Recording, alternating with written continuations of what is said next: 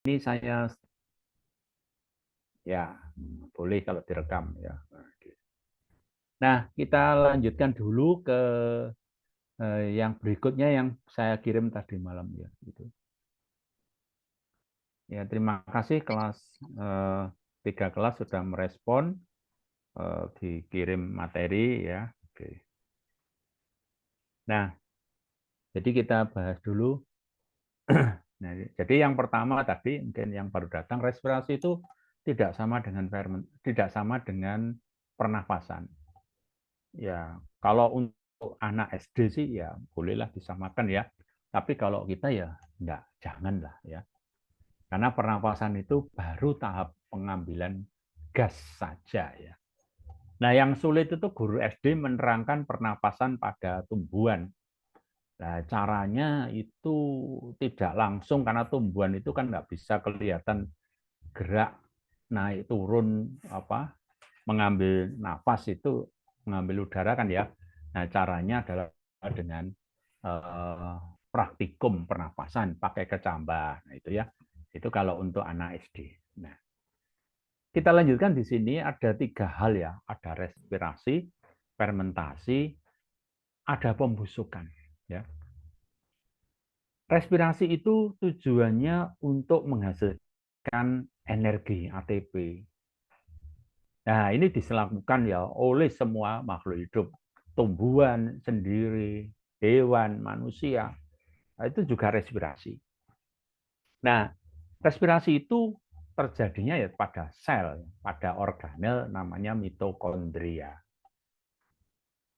Nah, sedangkan fermentasi itu juga sama, juga katabolisme. Tapi pelakunya umumnya itu adalah mikroorganisme. Ada yang kelompok namanya kapang, misalnya kapang itu kan kelompok dari fungi ya, jamur ya. Jamur itu kan ada 3 macam, ada cendawan, kapang, dan hamir. Nah, fermentasi itu biasanya dilakukan oleh kapang dan kamir. Ya, itu. Ini juga sama, juga membongkar atau memutus ikatan kimia sehingga dimasukkan dalam katabolisme. Membongkar, memutus ikatan kimia untuk membebaskan energinya.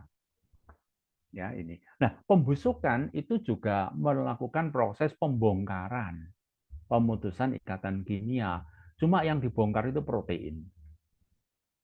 Nah, pelakunya bukan kapang, bukan kamir, tapi bakteri. Nah, kemudian karena yang dibongkar protein, itu muncul gas yang baunya tidak enak, yaitu H2S. Nah, karena itu pembusukan menghasilkan bau yang tidak enak. Ya, ini semua adalah katabolisme. Jadi, kenapa sih kok bakteri melakukan pembongkaran daging, ikan misalnya? Ya supaya dia mendapatkan energinya dari proses pembongkaran itu. Ya, ini. Nah, pernahkah saudara-saudara tahu bagaimana caranya agar daging itu menjadi lunak atau empuk pada hari raya kurban? Nah, ada yang pernah melakukan? Teman-teman ada yang pernah melakukan? Bagaimana cara melunakkan daging? Dari nanas, Pak. Ya, ada yang nanas, kemudian ada yang dibungkus dengan daun pepaya. Ya, daun pepaya itu menghasilkan punya enzim namanya enzim papain. Kalau nanas itu bromelin. Nah, itu adalah enzim proteolitik, artinya yang memecah protein. Memecah protein itu berarti memutuskan ikatan kimia protein, ya. Nah, ini yang menyebabkan dagingnya itu menjadi lunak. Nah, ini juga merupakan katabolisme karena terjadi pembongkaran atau degradasi. Ya, sedangkan anabolisme menyusun atau mensintesis. Nah, ini adalah prinsip kerja dari katabolisme. Ya, jadi memutuskan ikatan kimia itu. Ya, tapi di sini bukan tujuannya untuk mendapatkan energinya, bukan, tetapi untuk supaya dagingnya itu menjadi lunak. Nah, ya. Jadi itu. seperti itu. Nah, ini adalah juga katabolisme. Kemudian, pernahkah kita makan tape? Pernah, Pak. Ya, ya pernah akan tape kan ya. Ada tape singkong, ada tape ketan putih, ada tape ketan hitam ya. Nah, itu diberi singkongnya tadinya kan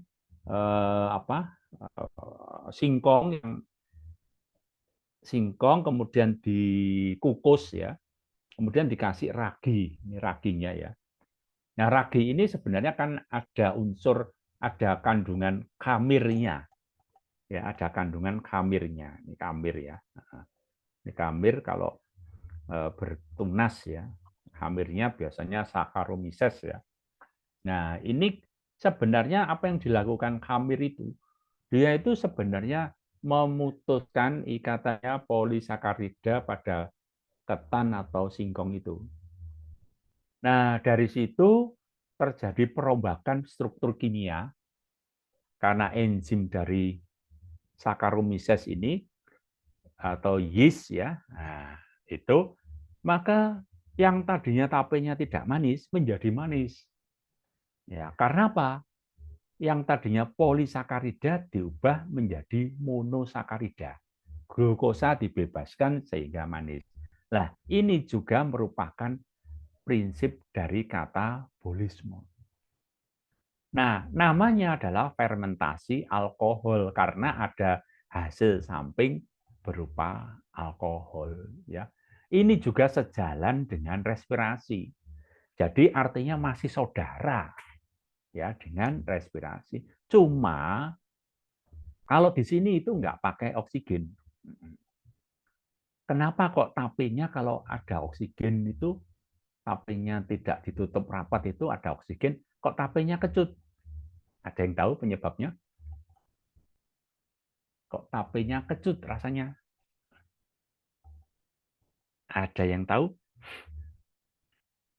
Mbak Faizatul tahu? Kenapa tapenya kecut? Ini yang pakai UIN biologi ini siapa ya? Namanya siapa ya? Belum di-rename itu. Halo, yang pakai nama UIN biologi siapa ya? Mbak Faizatul? Iya, Bapak. Gimana? Bisa kenapa tapenya kecut? Karena menghasilkan produk samping. Nah, jadi kalau ada oksigen, ya maka bukan Saccharomyces yang bekerja mengubah, tapi ini kan tape ini kan ada hasil sampingnya alkohol ya. Nah, itu alkohol itu oleh bakteri asam cuka kalau ada oksigen diubah menjadi asam cuka CH3COOH. Maka rasa tapenya jadi kecut, ya masam, nah, itu ya. Oke, itu fotonya siapa ya yang pakai UIN biologi itu Mas siapa ya?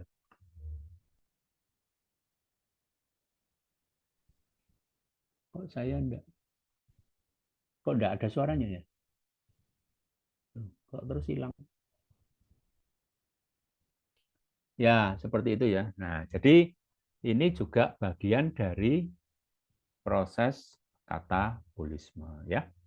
Oke, kita lanjutkan berikutnya. Nah, ini ya. Jadi coba kuliah mikrobiologi apa sudah pernah dapat? Iya, Pak. Sudah pernah dapat? Sudah lulus mikrobiologi? Kuliah mikrobiologi sudah lulus? Alhamdulillah sudah. Oh ya, sudah ya. Nah, alhamdulillah. Nah, sebenarnya mikroba itu punya enzim atau tidak? Punya dong, Pak. Punya, ya punya kita ya, punya. Jadi enzim mikroba itu bekerja mendegradasi substrat. Jadi enzimnya itu seperti tadi papain dan bromelin pada nanas tadi. Ya, sehingga ikatan kimianya itu berubah, ya, sehingga struktur kimianya juga berubah, wujudnya akhirnya berubah. Yang tadinya singkong, ketan menjadi tape. Ya, ini juga karena enzim dari mikroba. Ini adalah gambarnya Saccharomyces yeast, ya, itu seperti itu. Nah, ini juga merupakan saudaranya respirasi, yaitu fermentasi, ya. Nah, banyak bahan makanan produk kita itu hasil fermentasi. Ada tempe, oncom, singkong, ya. Nah, ini semua adalah produk kerja enzim dari khamir dan kapang, ya ini. Nah, jadi saya kira tidak asing ini, tapi kita harus tahu bahwa ini adalah kerja katabolisme, ya. Kerja katabolisme. Jadi katabolisme itu intinya adalah degradasi atau pembongkaran, ya. Degradasi atau pembongkaran, ya. Kita sudah yang hadir 74 bersama saya, berarti dari mahasiswa 73. Mudah-mudahan karena ada yang gabung satu. Nah, kemudian sering kita tahu ya, nelayan itu hasil tangkapannya itu diberi es batu. Itu tujuannya kita tahu itu adalah memperlambat pembusukan. Nah, bagaimana ya ikan itu dapat membusuk? Itu penyebabnya ikan membusuk itu saya kira sudah jelas, itu adalah dari eksternal, ya, yaitu dari enzim bakteri pembusuk. Nah, enzim bakteri pembusuknya akan mendegradasi ikatan kimia dari ikan ini, dan ini juga termasuk katabolisme.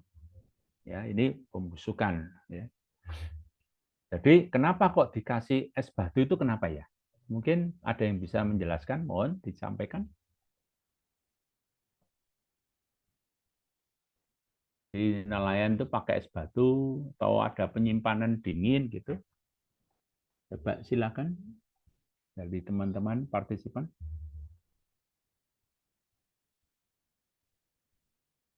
Saya tunggu.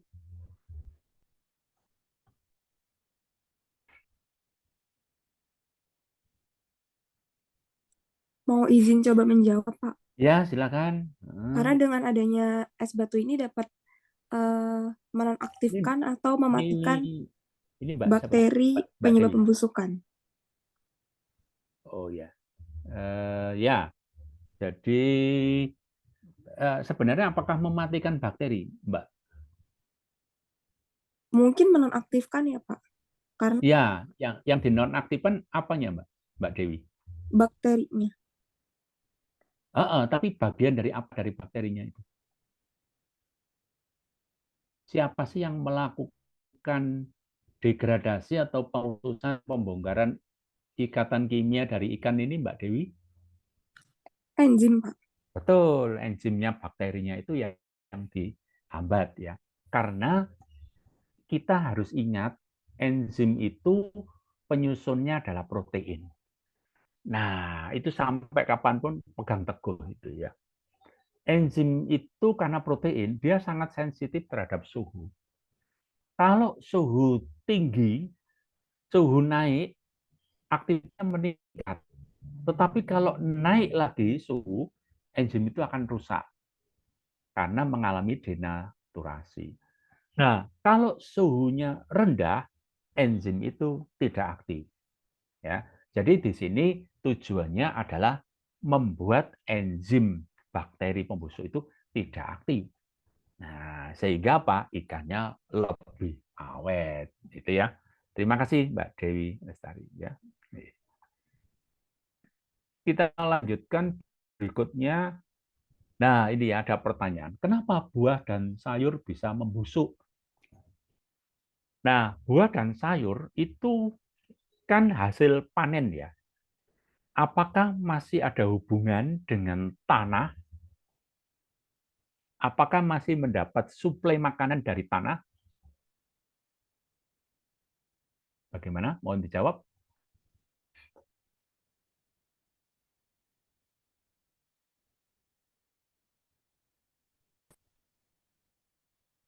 Apakah masih mendapatkan suplai nutrisi dari tanah?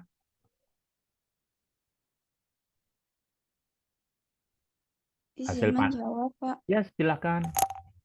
Jadi dari buku yang Mbak kemarin saya Saufrul ya. Nah, Mbak ya, Sauf. Nah, silakan. jadi dari buku yang kemarin saya baca juga itu gini, Pak.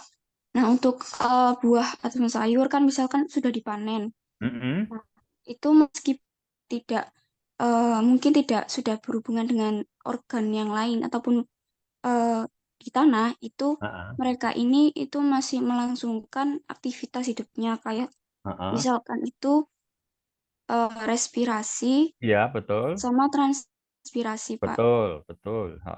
Terus? Jadi dari aktivitas tersebut itu kan pasti ada juga yang namanya aktivitas enzimnya. Nah, Betul. itu bisa jadi eh, jika di suhu yang misalkan suhu kamar yang mana Huh? protein itu masih bisa bekerja, Uh-uh. nah itu bisa mempercepat pembusukan itu sendiri dan juga dipengaruhi oleh dari luar itu kayak bakteri atau jamur gitu, Pak. Betul, sangat tepat sekali. Mudah-mudahan Mbak Saufrul bisa skripsinya tentang pangan ini ya. Saya kira sangat menguasai Insya Allah, ya. Pak. Nanti pembimbingnya bisa Bu Lili atau apa ya. Itu mikropangan bisa ya. Oke. Jadi betul yang disampaikan Mbak tadi bahwa penyebabnya itu dari internal dan eksternal ya. Internal itu dari enzim-enzim katabolisme termasuk enzim respirasi. Jadi karena dia itu sudah dipanen ya, dia tidak mendapat suplai dari nutrisi, dari tanah dan sebagainya, maka dia punya cadangan makanan. Nah, cadangan makanan ya tubuhnya sendiri itu, nah itu dibongkar. Ya sama dengan orang mogok makan itu ya, tubuhnya sendiri dibongkar. Atau orang sakit kenapa kok kurus? Nah, itu tubuhnya ini dibongkar untuk penyembuhan gitu ya. Nah, jadi pembongkaran ini adalah dilakukan oleh enzim terutama enzim-enzim respirasi. Jadi karena di situ masih ada kegiatan respirasi, transpirasi juga. Ini untuk mempertahankan hidup. Itu. Di sisi lain ada enzim dari eksternal yaitu mikroba. Nah, jadi kerusakannya itu bisa dua, dari dalam dan dari luar ya. Oke. Nah, kerusakan sebenarnya respirasi bagi hasil pertanian itu sebenarnya menguntungkan apa merugikan? Saya mau tanya. Sebenarnya.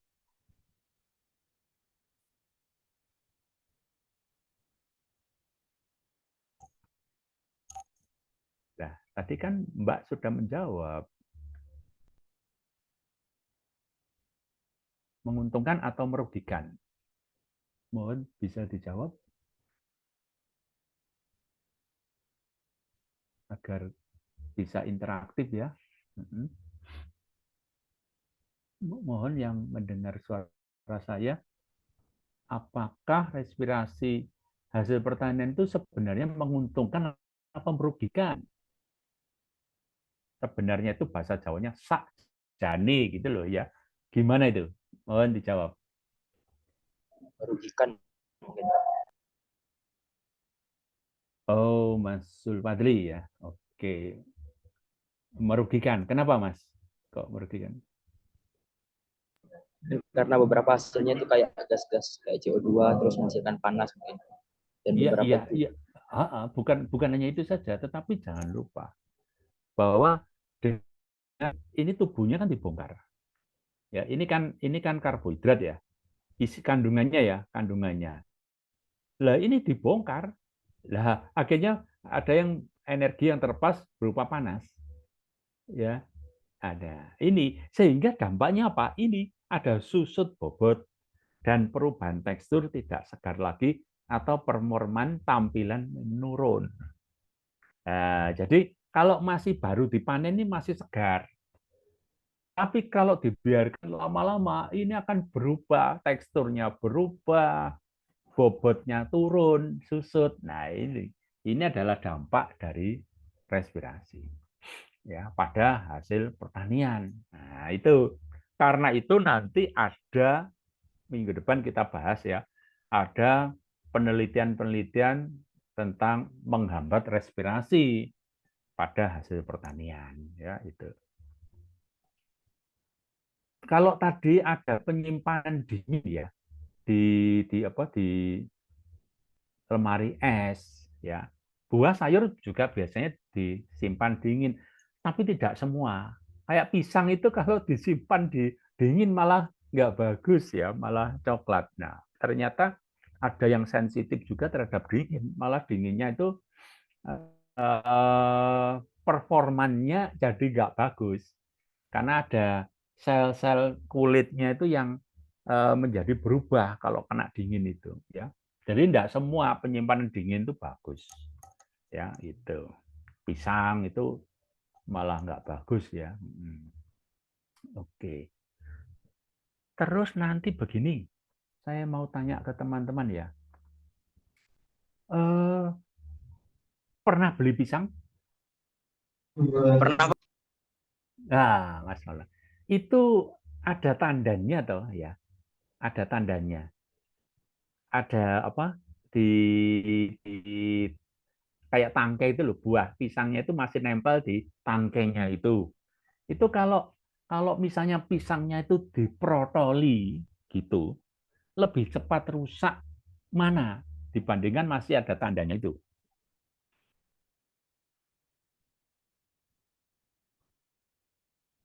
Ada yang jawab? Lebih cepat rusak kalau diprotoli, Pak. Ya, betul, betul ya. Itu karena apa? Kan ada permukaan yang terbuka ya, Mas ya. Ada permukaan ya, Mas Maulana ya. Ada permukaan yang terbuka kan ya. Karena diprotoli itu. Nah, itu menyebabkan apa? Kontaminasi dengan oksigen itu menjadi tinggi.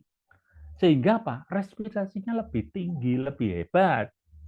Akibatnya rusaknya lebih cepat dibandingkan masih ada tandannya.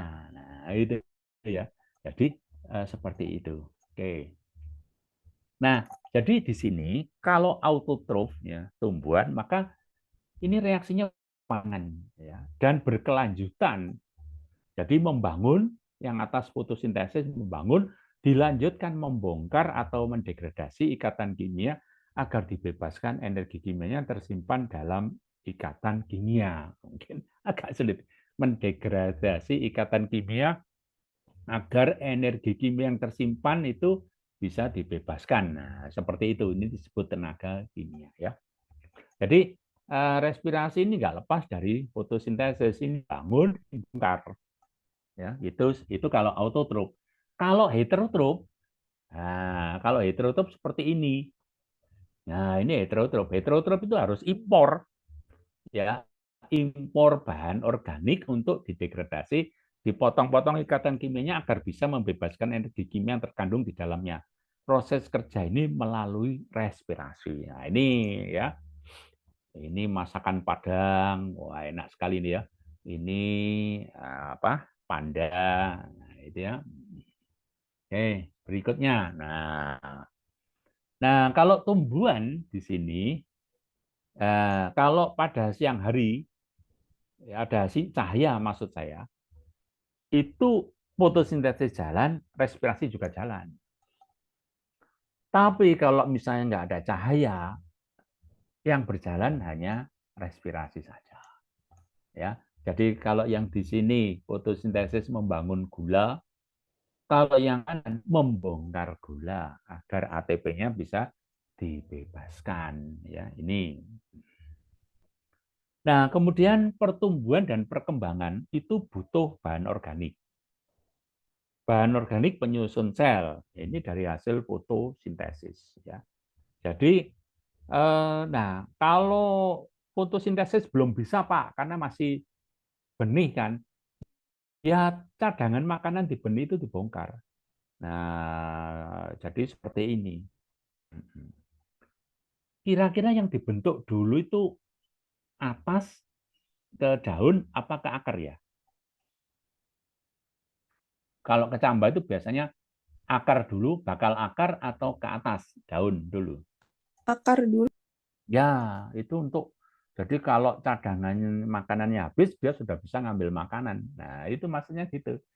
Nah, kemudian ini. Jadi ada fotosintesis ya, tapi juga ada kotiledon itu yang kemudian nanti jadi kempes. Nah, kempesnya itu karena dibongkar untuk menghasilkan pertumbuhan ini sebelum bisa fotosintesis. Jadi diberi bekal itu ya. Ini kalau dihubungkan dengan Quran itu sifat Allah Ar-Rahman Ar-Rahim ya. Oke. Jadi endosperm biji pada saat perkecambahan mengalami degradasi dari senyawa kompleks menjadi senyawa sederhana untuk dikirim ke embrio. Nah, ya. Agar embrio mendapat nutrisi dan membelah atau mitosis sehingga terbentuk kecambah. Nah, ini proses ini dilakukan oleh enzim-enzim respirasi dan membutuhkan air dan oksigen untuk mengawali perkecambahan melalui imbibisi. Jadi syarat untuk berkecambah itu satu, air, oksigen bisa masuk ke dalam biji itu. Nah, ada oksigen berarti ada respirasi. Ya. Kalau air dan oksigen tidak bisa masuk, tidak bisa berimbibisi, ia tidak akan berkecambah. Itu seperti itu ya. Oke. Oke, itu slide yang nah, jadi itu pengantar tentang ini. Kemudian yang berikutnya, ini saya membuat beberapa coretan.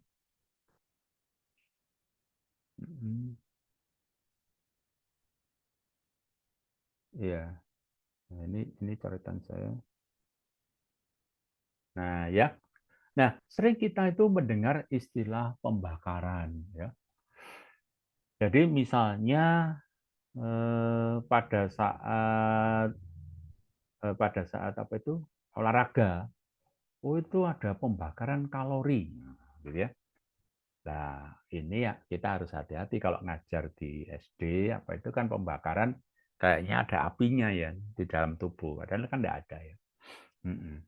Tapi prinsipnya itu sama dengan pembakaran. Nah, ini kalau gambar yang atas, ini pembakaran sungguhan. Jadi misalnya kayu dibakar, kertas dibakar ya.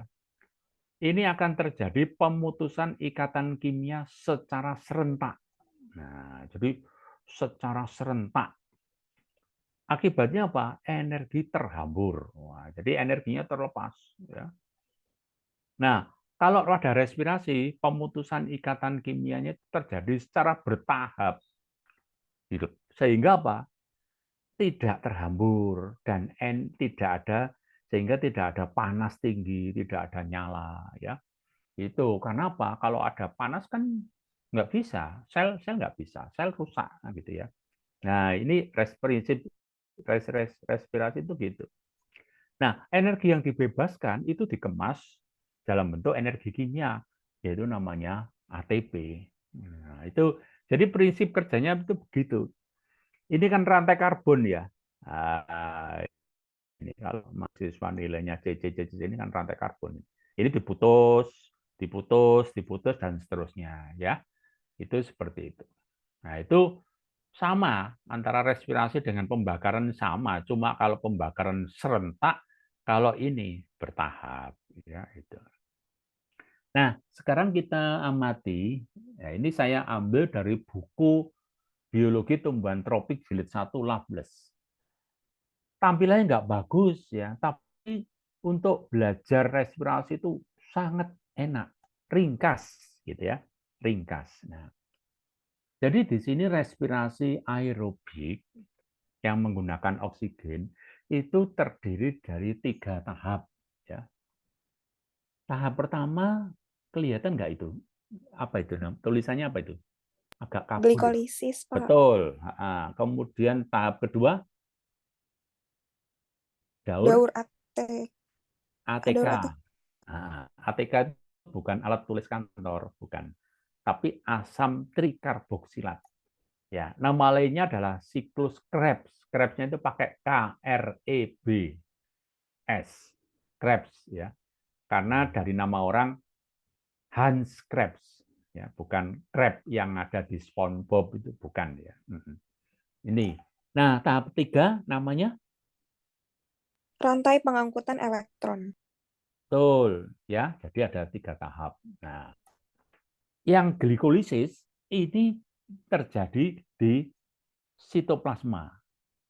Nah, yang daur ATK ini sudah terjadi di mitokondria dan rantai pengangkutan elektron. Ya, jadi ada 3 tahap. Nah, oksigen itu masuk di tahap terakhir. Ya, oksigen ini menjadi H2O, berarti dia menerima apa? Elektron. Ya, elektron atau hidrogen ya. Ini elektron atau hidrogen. Berarti oksigen ini karena masuknya di terakhir itu adalah oksigen ini sebagai akseptor elektron atau hidrogen terakhir. Nah, jadi kalau nggak ada oksigen ini reaksi ini nggak jalan. Nah, kalau keburu ini energi terbesar itu di tahap ketiga ini. Pembebasan energi, perolehan energi terbesar itu di tahap yang ketiga. Di tahap yang pertama itu dia hanya dapat 2 ATP. Ya, kecil. Tapi kalau ini bisa sampai ke sini, ketiga, ini totalnya 36 atau 38 ATP. Jadi paling besar itu di tahap terakhir ini, ya, ini. Nah, tetapi kadang-kadang kita itu membutuhkan energi itu segera. Kalau di sini kelamaan. Seperti orang misalnya segera butuh uang, maka caranya adalah hutang, pinjam ya. Nah, itu ada tahap di sini. Nah, di sini glukosa ya, glukosanya itu tidak sampai masuk ke sini tidak, tapi hanya sampai asam pirufat. Nah, glukosa menjadi asam pirufat ini kemudian tidak masuk ke siklus Krebs, tetapi dia berbelok menjadi asetaldehid dan menghasilkan etanol. Itu yang terjadi pada fermentasi alkohol, pembuatan tape tadi, ya. Nah, itu. Jadi kalau nah, ini karena tidak menggunakan oksigen, maka tahap ini disebut respirasi anaerob. Jadi respirasi anaerob itu awal dari respirasi sesungguhnya. Kalau respirasi yang pakai O2 di sini itu respirasi aerob. Ini. Nah, kalau di manusia mungkin tidak terjadi membentuk etanol, tetapi membentuk asam laktat. Nah, itu terjadi pada saat kita olahraga, itu kan butuh energi segera ya. Butuh energi segera, maka kalau nunggu oksigen masuk, kelamaan. Nah, akibatnya hutang oksigen dulu. Jadi artinya asam pirufat ini menjadi asam laktat untuk bisa mendapatkan energi. Nah, itu. Tetapi produk asam laktat ini menimbulkan pegal-pegal di otot tubuh. Nah, itu kalau dipijeti gitu ya, didorong, kemudian akhirnya kan kalau dipijet itu kan pembuluh darah melebar atau disebut vasodilatasi. Nah, kemudian asam laktat dibawa ke darah, dibawa ke hati, dinetralkan. Nah, sehingga menjadi tidak lelah lagi, ya. Itu seperti itu. Jadi sebenarnya manusia, hewan itu pernah mengalami respirasi anaerob, yaitu pada saat aktivitas tinggi, membutuhkan energi yang segera. Kemudian yang lanjutnya kita lanjutkan ya. Nah, ini yang tadi lebih jelas. Nah, jadi glukosa menjadi asam pirufat itu adalah glikolisis. Jadi kalau kita ditanya, glikolisis itu reaksi apa ya? Glukosa menjadi asam pirufat. Jawabnya itu. Nah, asam pirufat nanti sebelum masuk siklus Krebs itu dia diubah dulu menjadi asetil koenzim A atau koenzim A asetil dengan membebaskan CO2. Reaksi pembebasan CO2 ini namanya dekarboksilasi. Ya, ini. Nah, ini reaksinya seperti ini. Ya, lebih enak ini melajari ini. Kalau buku yang lain mungkin lebih rumit ya. Ini diringkas. Nah, jangan lupa kalau di sini itu ada penerima elektron dan hidrogen namanya NAD. Kalau di fotosintesis NADP. Ya, jadi ada sedikit beda ya. Oke. Oke, berikutnya ini siklus Krebs ya. Ini siklus Krebs ya. Kita jumlahnya 79, berarti teman-teman jumlahnya 78. Tapi mungkin ada yang gandeng ya. Ya, enggak apa-apa, tapi sebenarnya harapan saya 3 kelas itu berapa ya? Kalau 30-an aja 90 orang ya. Berarti ada yang enggak hadir. Ya sudahlah. Mau gimana lagi. Nah, ini ada yang ini pembebasan CO2 ya. Nah, jadi CO2 dilepaskan itu pada saat pada saat apa itu? Pada saat siklus Krebs. Nah, ya. Siklus Krebs tidak usah dihafalkan ya. Ini terjadi pelepasan CO2 dan pembentukan ATP. Nah, di sini kemudian elektron hidrogen itu diserahkan ke NAD pada tahap yang ketiga. Nah, ini tahap ketiga ini, saudara-saudara ya. Tahap ketiga. Nah, ini tahap ketiga ya. Jadi di sini terjadi reaksi redoks sama dengan fotosintesis ya. Ada reduksi dan oksidasi. Ini pakai NAD ya. NAD itu bukan nanggroacet darussalam, bukan, tapi nikotin amid adenin dinukleotida ya. Jadi NAD menerima elektron atau hidrogen jadi NADH2. Ya, kemudian NADH2 menyerahkan ke FAD ya. Nah, jadi FAD-nya jadi FADH2. Nah, setiap perpindahan elektron hidrogen itu terjadi pelepasan energi. Nah, energinya dipakai untuk menyusun ATP. Nah, ini ya, dari ADP menjadi ATP ya. Kemudian dari FAD H2 menyerahkan hidrogen elektronnya ke kuinon ya. Kuinon menjadi hidrokuinon ya. Hidrokuinon menyerahkan ke sistem sitokrom. Nah, ini ya. Jadi sistem sitokrom itu kan ada Fe-nya ya, ada Fe-nya ini, Fe-nya mengalami oksidasi dan mengalami reduksi ya. Nah, sampai sistem sitokrom ujung, di ujung itu dia masuklah oksigen. Nah, oksigen ini terakhir menerima hidrogen dan elektron dari sitokrom menjadi H2O. Itulah sebabnya kalau kita bernafas menghembuskan nafas itu keluar CO2 dan H2O. Kalau tidak percaya, coba ambil cermin. Jadi bernafas di depan cermin, nanti kan cerminnya basah. Ya, nah, itu seperti itu. Nah, masih pernah mendengar kasus kopi Mirna? Pernah, Iya, Pak. Ya, inilah kemarin itu muncul lagi ya. Nah, Iya, kopi Pak. Mirna itu karena racun apa namanya? Sianida, Cyanida. Pak. Nah, sianida. Nah, racun sianida itu menghambat enzim ini, sitokrom ini. Nah, ini sitokrom jadi nggak bekerja. Nah, kalau sitokrom nggak bekerja, maka oksigen ini tidak bisa masuk. Tidak bisa menerima elektron hidrogen. Karena itu, si yang meninggal itu siapa? Mirna ya. Mirna itu wajahnya biru. Biru itu menunjukkan indikator kekurangan oksigen.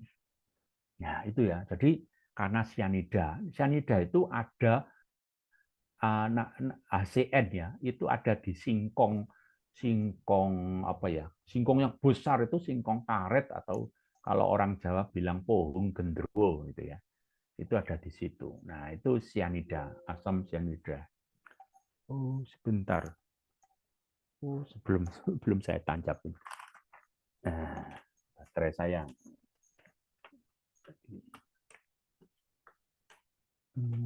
Ya. Ya. Ini. Nah, jadi ini adalah sistem sitokrom. Setiap perpindahan elektron dimanfaatkan, energi yang dilepaskan dikemas menjadi ATP. Nah, ini ya, ini seperti ini. Nah, jadi sesungguhnya awalnya itu kan glukosa ini dibongkar. Ya, ini dibongkar untuk membebaskan energinya. Nah, energinya dikemas menjadi ATP. Inilah intisari dari reaksi katabolisme, ya. Nah, kemudian ini untuk mengajarkan bagaimana bahwa tumbuhan itu juga melakukan respirasi. Nah, itu pakai air kapur. Air kapur itu simbol apa rumus kimianya kan CaOH 2 kali. Ya, nah ini ya. Jadi air kapur. Ini kalau air kapur kita tiup, kemudian jadi keruh. Kenapa keruh? Karena CO2 plus CaOH 2 kali menghasilkan CaCO3. CaCO3 ini adalah batu kapur. Dan ini yang menyebabkan air kapur menjadi keruh. Ya, jadi kalau misalnya nanti saudara-saudara yang putri kan jadi ibu menyuapi bubur ke anaknya, terus buburnya masih panas ditiup, itu sesungguhnya buburnya itu dikasih CO2, ya. Jadi tidak baik sebenarnya ya. Itu. Ya, itu.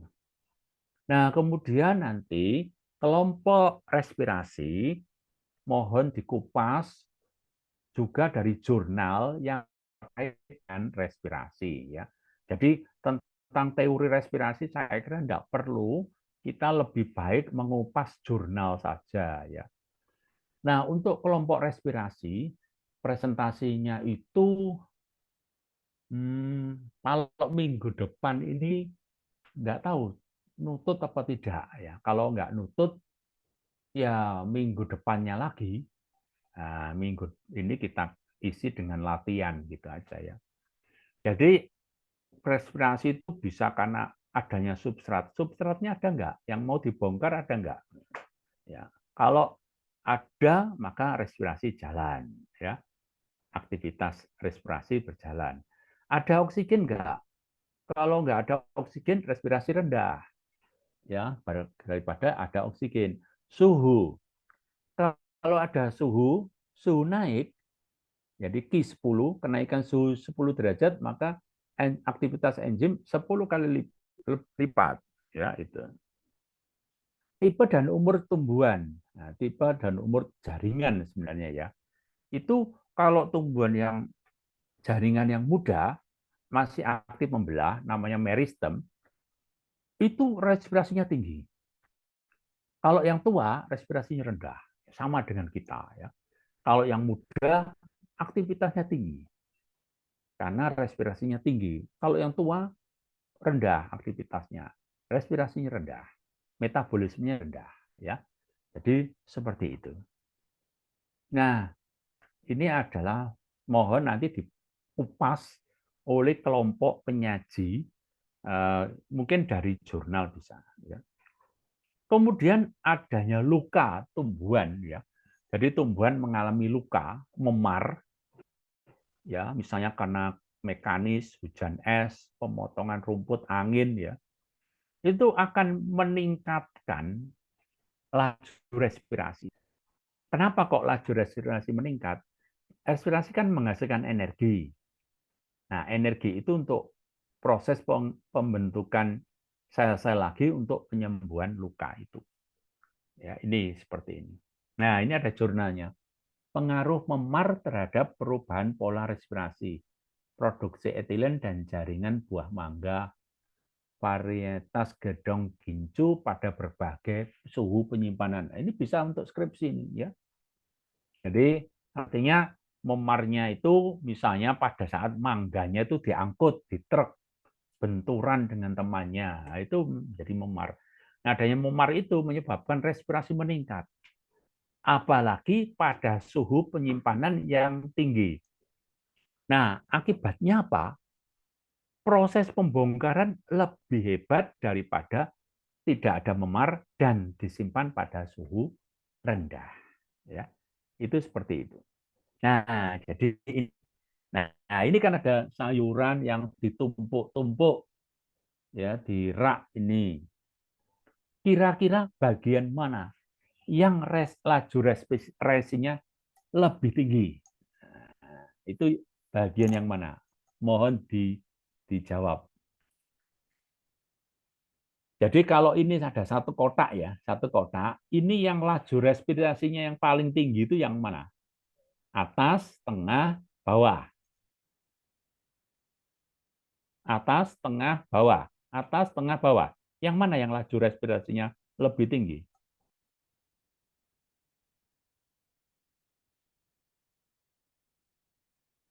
Mbak Dewi biasanya menjawab, Mbak Dewi Lestari. Atau Mas Maulana biasanya? Atau yang lain?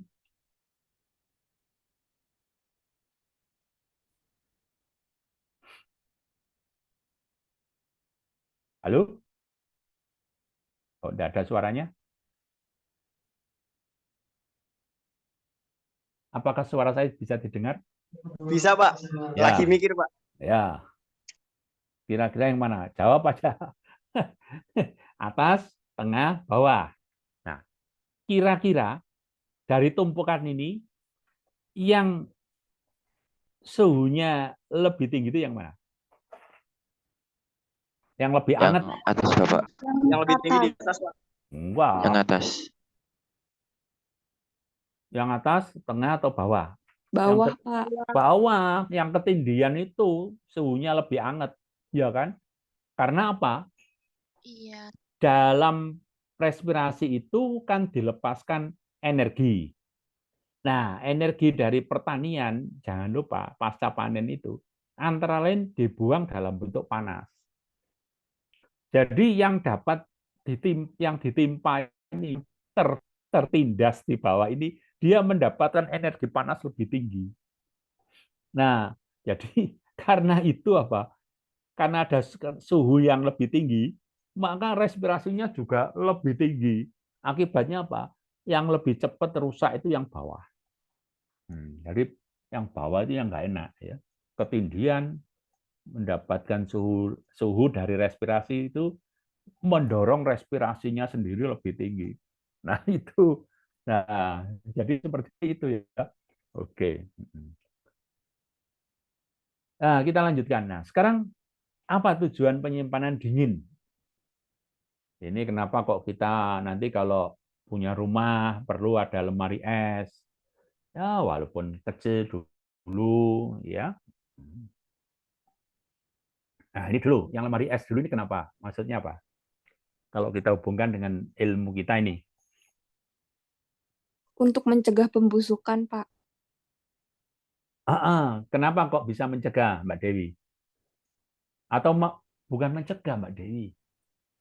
Memperlambat. Oh iya, memperlambat, Ya, Pak. lah, itu kenapa? Prosesnya kayak apa?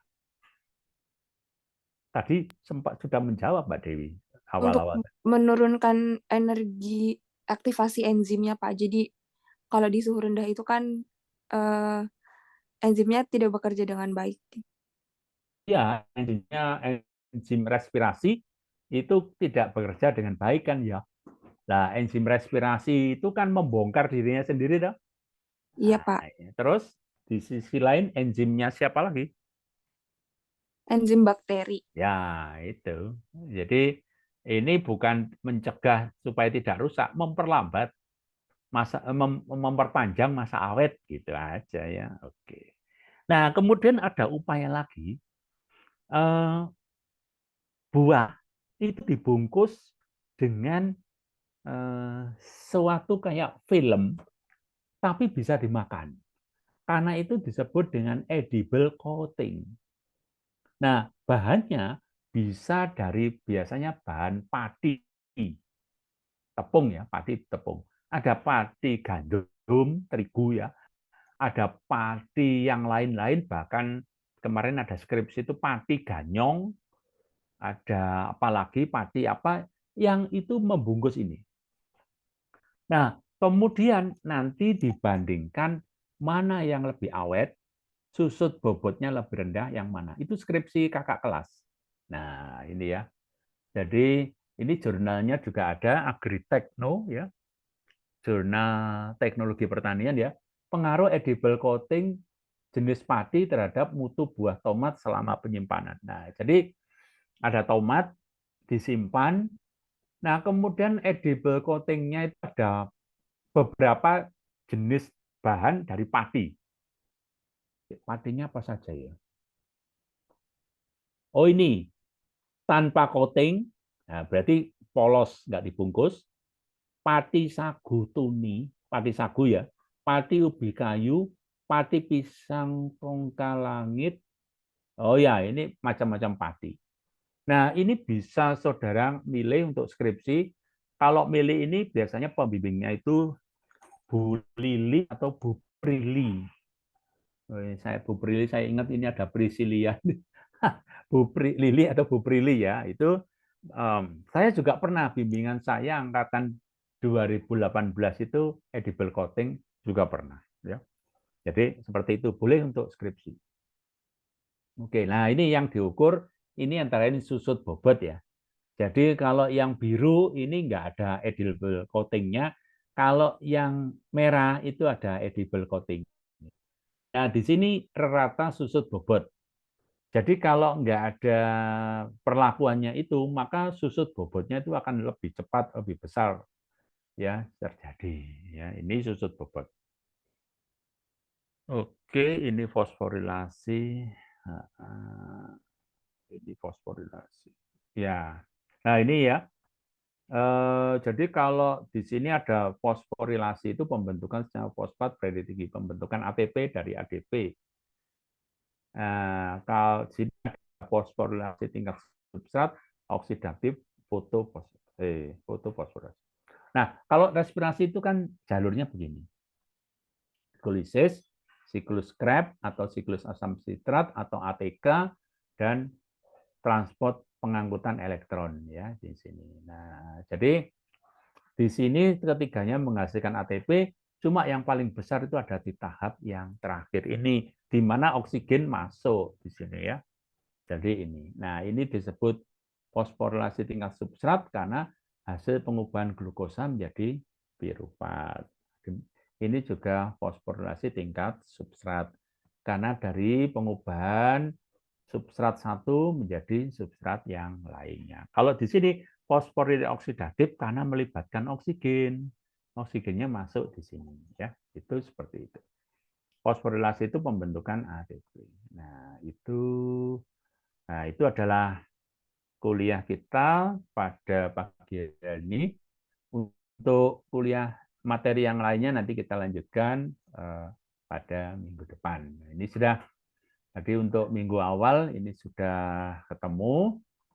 Nah, nanti untuk minggu depan kita akan membuat permainan di kelas D hari Senin itu nanti kita ada kelompok ya. Satu kelas itu ada berapa kelompok ya, teman-teman? Kelas D siapa? Kelas D? Kelas D angkat tangan. Raise hand. Yang kelas D siapa?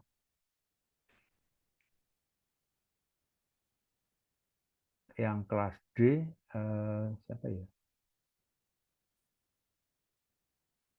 Kelas D mungkin bisa biasanya itu ada angkat tangan Mas Alfi ya.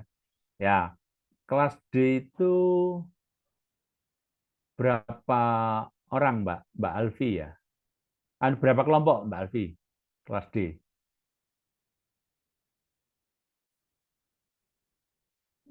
Kelas D itu di kelas itu ada berapa kelompok Mbak untuk visum? Mungkin 7, Pak. Berapa Mas Fira? 7 ya? 7. Oke. Oh, enggak 8 ya? 8. Oh, 8 ya, 8. Kalau 8 nanti kita bisa membuat permainan pasangan kelompok untuk membuat soal kuis ya, membuat kuis. Jadi misalnya kelompok 1 ketemu dengan kelompok 2 membuat kuis tentang fotosintesis atau membuat kuis tentang respirasi aja. Respirasi, kemudian kelompok 2 membuat kuis untuk kelompok 1. Nah, nanti kemudian saling menguji. Ya, itu nanti minggu depan ya, biar nggak ceramah terus bosen nanti ya. Oke,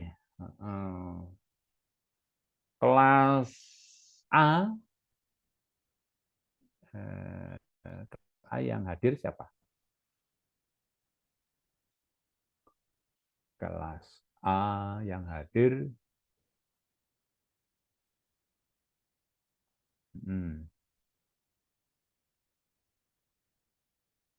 Kelas A, mungkin angkat tangan kelas A. Wah, ya sudah banyak ya. Alhamdulillah ya. Kelas B, kelas A itu berapa kelompok? Mas Narjun itu kelas A ya? Mbak Putri Sarmila kelas apa? Kelas A, Pak. A ya. Berapa kelompok Mbak di kelas? 8 kelompok, Pak. Oh ya, enak ya. Oke. Kelas B berapa kelompok? Mas Narjun kelas B ya? Mas Narjun kelas B? 8 kelompok, Pak. Oh, Mbak Silvi, ya terima kasih. Kelas B 8 kelompok. Jadi enak. Ya, kalau 8 kelompok kita bisa saling membuat soal ya. Oke. Nah, baik, jadi mungkin sebelum kita akhiri ada pertanyaan.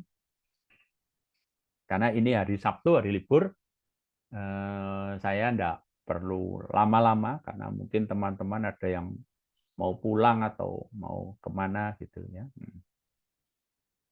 Ada pertanyaan tentang respirasi itu, fermentasi dan pembusukan pada prinsipnya adalah sama, yaitu sama-sama proses degradasi atau pemutusan ikatan kimia. Intinya adalah untuk mendapatkan energi. Jadi bakteri melakukan pembusukan itu punya tujuan apa, saudara-saudara? Kita lihat mikroba ya, mikroorganisme, bakteri. Bakteri melakukan pembusukan, dia itu untuk apa sih? Monggo dijawab sebelum kita akhiri.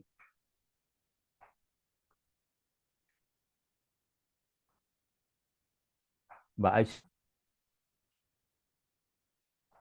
baru connecting. Bakteri melakukan pembusukan itu tujuannya apa? Jadi seumpama kita jadi bakteri ya. Bakteri itu melakukan pembusukan itu tujuannya apa sih dia itu? Mana? Jawabannya? Silakan.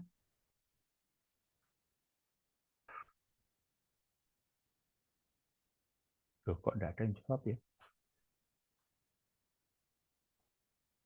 Bakteri melakukan pembusukan makanan misalnya. Sebenarnya bakteri itu punya tujuan apa? Kira-kira.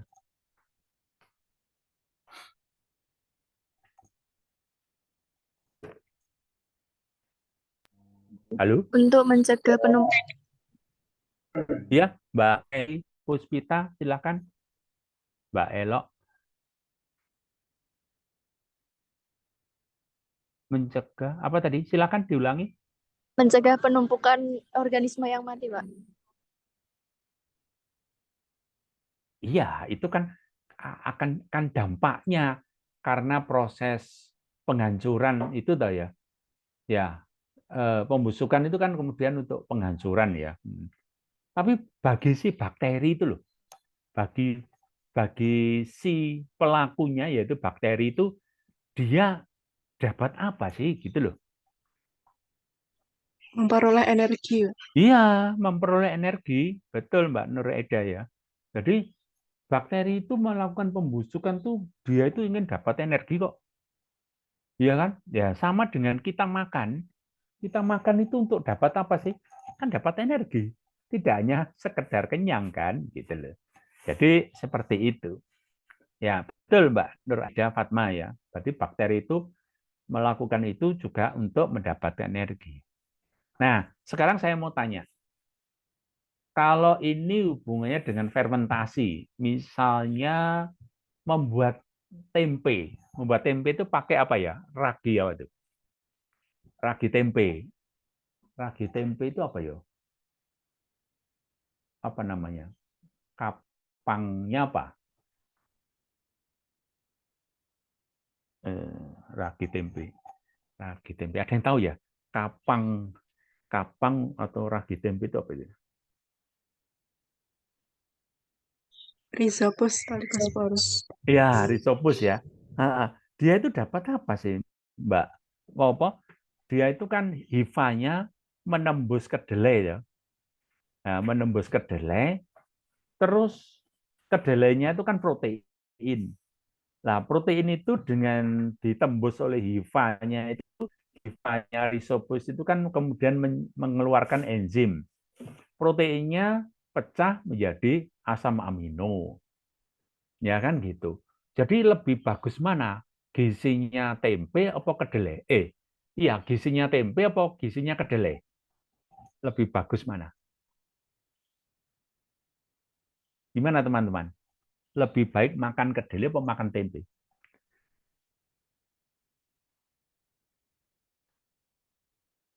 Loh, gimana ini? Kok tidak ada yang jawab? Tempe. Ya, tempe. Kenapa Mbak Humairah? Karena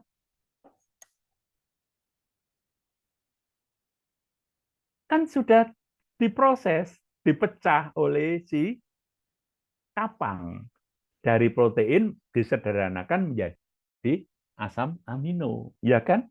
Nah, oleh enzimnya rhizopus. Nah, jadi tempenya gizinya lebih siap pakai karena sudah banyak menjadi asam amino. Kalau yang kedelai kan masih berbentuk protein kan, nah gitu ya. Jadi ini Pak Eko itu ingin ya teman-teman ini membentuk pola pikir gitu loh. Jadi tidak asal apa ya, tidak asal biologi itu hafalan itu salah besar ya. Kalau menganggap biologi itu pelajaran hafalan itu salah besar ya, seperti itu. Jadi sudah kita sajikan prinsipnya ini, mohon bisa dikembangkan ya. Nah, sekarang kalau buat tape pakai apa ini? Singkong. Iya, singkong. Terus anunya, raginya. Isinya adalah, ayo, ini sudah hampir jam 8. Yes, Pak. Saccharomyces. Yes, Saccharomyces, betul Mbak Waisadul, Mbak Humairah ya. Nah, terus dia bagaimana kerjanya? Apa Memecah yang karbohidrat. memecah karbohidrat menjadi karbohidrat yang lebih sederhana, yaitu glukosa. Karena itu tapenya rasanya Manis. manis, ya toh.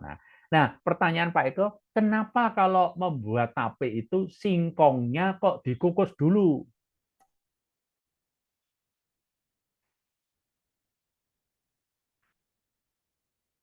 Singkongnya kok dikukus dulu? Ya. Untuk apa itu? Kalau singkongnya utuh itu habis dicuci nggak dikukus itu gimana, terus dikasih ragi jadi nggak tapenya? Tidak. Kenapa Sulit Mbak? untuk difermentasi. Sulit ya. Jadi sebenarnya ngukus itu sebagian dari polisakarida itu ikatan kimianya sudah diputus karena pemanasan melalui pengukusan. Nah, itu kemudian dilanjutkan oleh si Saccharomyces. Itu loh. Jadi artinya kalau tanpa dikukus nggak mampu enzimnya Saccharomyces-nya itu menyelesaikan pekerjaan itu semua. Nah, jadi seperti itu. Itu juga merupakan bagian dari katabolisme, ya. Terakhir, pernah tahu kompos?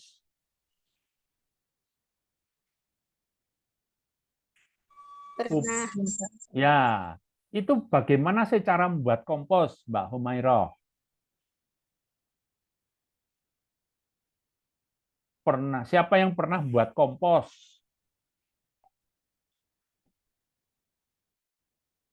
Loh, gimana? Buat kompos tidak pernah. Siapa yang pernah buat kompos? Belum, Pak. Oh, Mbak Alfi. Ya. Siapa yang pernah tahu cara membuat kompos? Caranya mungkin. Nah, kadang sisa-sisa tumbuhan itu diapakan?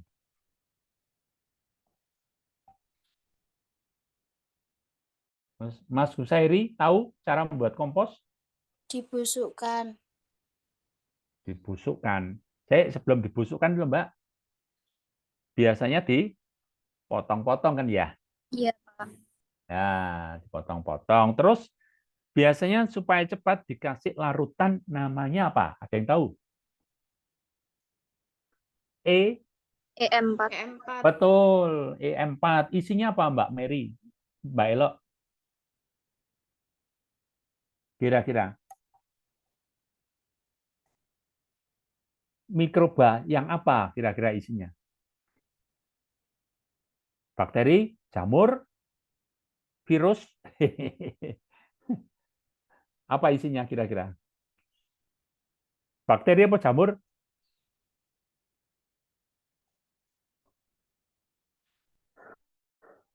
Bakteri apa jamur? Bakteri ya. Nah, jadi bakteri merombak itu menyederhanakan berarti memutus ikatan kimianya. Akhirnya nanti dari kompos siap diserap karena dari organik diubah menjadi anorganik. Itu yang kita sebut dengan dekomposisi, ya kan? Pelakunya namanya dekomposer, ya.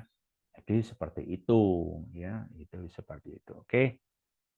Nah, itu juga bagian dari katabolisme, ya. Jadi ya seperti itu. Jadi katabolisme itu bukan hanya respirasi, fermentasi, tapi juga pembusukan, penguraian, itu juga katabolisme. Ada pertanyaan sebelum kita tutup?